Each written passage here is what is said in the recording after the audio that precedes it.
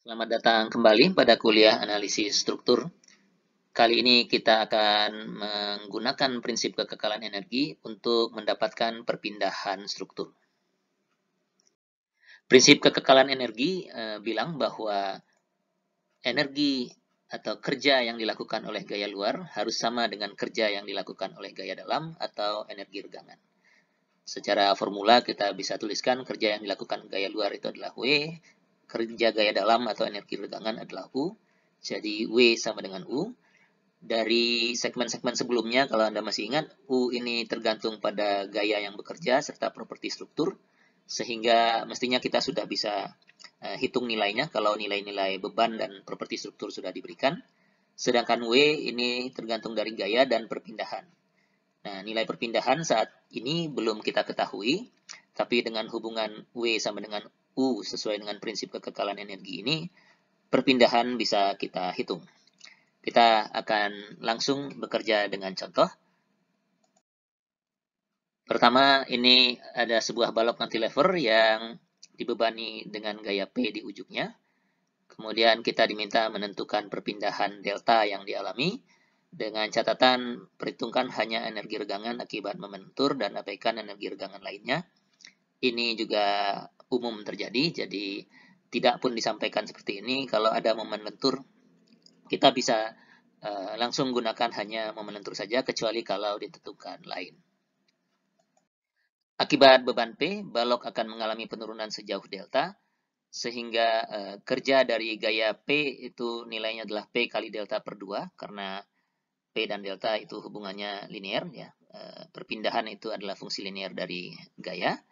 Sedangkan energi regangan kita hitung dari gaya dalam, dari potongan sebelah kanan dari struktur ini, kita dapatkan bahwa momen itu adalah minus P kali X, dan kita masukkan ke formula energi regangan akibat momen lentur, dan kita peroleh energi regangannya sebesar P kuadrat L pangkat 3 dibagi 6 EI.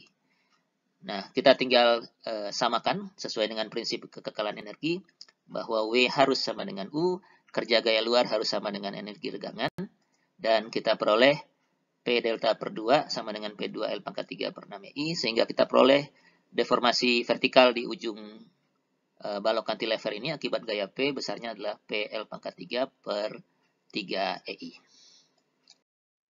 Sekarang satu contoh lagi untuk struktur rangka batang. Jadi kita diminta menentukan perpindahan vertikal di titik C akibat gaya P yang bekerja. Jarak-jarak diberikan di sini, kemudian modulus elastisitas dan luas penampang dari semua batang dianggap sama. Nah, sama seperti sebelumnya, titik C akan mengalami penurunan sejauh delta, sehingga kerja dari gaya luar adalah P kali delta per 2. Sedangkan energi regangan, karena ini struktur rangka batang, yang ada hanya gaya aksial, jadi kita harus cari dulu gaya aksial untuk masing-masing batang. Kita bisa gunakan keseimbangan titik C, misalnya seperti ini, dan kita dapatkan gaya-gaya batang yang nilainya sebesar 1,67 P untuk gaya batang BC dan minus 1,33 P untuk gaya batang AC. Sedangkan gaya batang AB, kalau Anda tinjau keseimbangan titik A, nanti Anda akan peroleh nilainya 0. Jadi hanya batang AC dan BC yang akan memberikan sumbangan untuk energi regangan struktur. Kita masukkan nilai gaya-gaya batang ini ke dalam formula energi regangan akibat gaya aksial. U itu adalah N kuadrat L per 2 EA, masing-masing untuk batang AC dan untuk batang BC, dan kita jumlahkan. Kita peroleh nilai energi regangan 21 P kuadrat per 2 EA. Dan kembali kita samakan, kerja gaya luar harus sama dengan energi regangan, jadi W sama dengan U. Dari situ kita peroleh bahwa delta atau perpindahan titik C itu adalah 21 P dibagi dengan EA.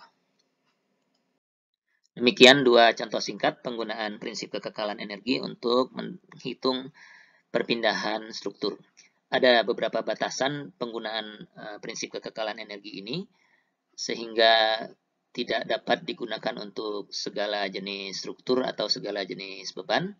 Pada segmen berikutnya kita akan bahas metode lain yang lebih umum yang dapat digunakan untuk struktur dan pembebanan yang lebih luas. Sampai bertemu pada segmen berikutnya.